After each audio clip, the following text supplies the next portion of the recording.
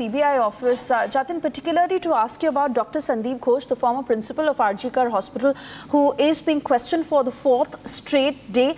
This amid several allegations of corruption and ethical violations that have been fired against him, and murmurs that are strongly doing the rounds of how, amid the several lapses in the initial probe, some fingers also being leveled at him.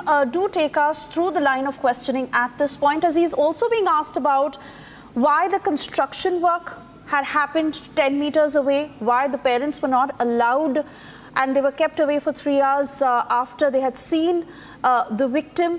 Several other questions that he's being asked.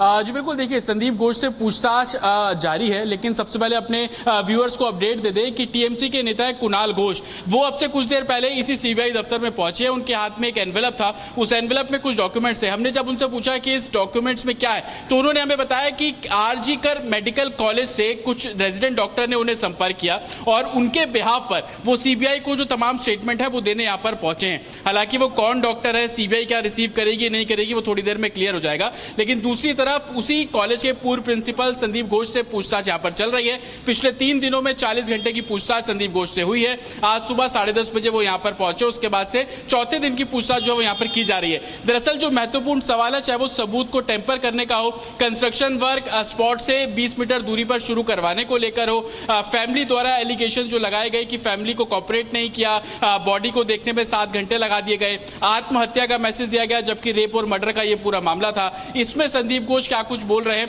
3 दिन की investigation से CBI संतुष्ट नहीं है, यही कारण है कि आज चौथे दिन भी उनको तलब किया गया है और डिटेल इन्वेस्टिगेशन इस मामले में की जा रही है। आपको बता दें कि एडिशनल डायरेक्टर रैंक के जो अधिकारी हैं सीबीआई के, वो इस इन्वेस्टिगेशन को लीड कर रहे हैं। आप इसी बात से अंदाजा लगाइए कि 3 दिन तक संदीप घोष इसी मेन गेट से अंदर जाते रहे, हम उनसे सवाल पूछते रहे और एक दिन तो उन्होंने ये भी बोला कि सीबीआई ने उन्हें गिरफ्तार नहीं किया है। लेकिन आज चौथे दिन जब वो पहुंचे तो वो बैक दरवाजे से पहुंचे। क्या मंशा थी कि वो मीडिया के सवालों से बचने की कोशिश कर रहे हैं, ऐसा क्यों कर रहे हैं, तमाम सवाल थे जो हमारे जहन में भी है और सीबीआई के जहन में भी है। और यही वजह है कि सीबीआई इस पूरे मामले को इन्वेस्टिगेट कर रही है और जब तक वो सेटिस्फाई नहीं होगी इस तरीके से पूछताछ का दौर जारी रहेगा। Back to studio. All right, Jatin, many thanks for getting us those details, as we keep going back to all our reporters to continue to get updates from the ground. For the moment, these live pictures that are coming in from outside the Vidhan Soda, where BJP is staging a protest against the Karnataka government. This is in connection with the Muda scam. This, of course, after Governor I beg your pardon, the Karnataka governor, who gave a nod to prosecute Chief Minister Siddaramaiah in the Muda scam, and the Congress called it a political conspiracy, saying that this is an attempt to destabilize their government.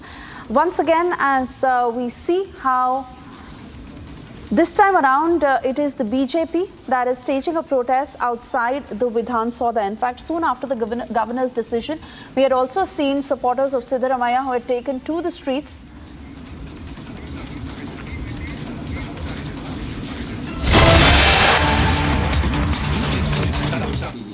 Criticise कर रही है, वो तो unilateral concept UPA regime में 2005 में आया था। अब बताइए इनका क्या रवैया है, मतलब जो कांग्रेस ने किया वो हम करेंगे, क्या है इसका? ये कोई दलील है? हकीकत क्या है? हकीकत ये है कि 2 चीज़ें होते हैं इससे। फर्स्ट है कि इस यूनिलैटरल और लैटरल एंट्री में, यूनिलैटरल इसलिए है क्योंकि सरकार तय करेगी, कोई एग्जामिनेशन कुछ नहीं है, और लैटरल इसलिए है उस लैटरल एंट्री में कोई भी आरक्षण का अधिकार नहीं।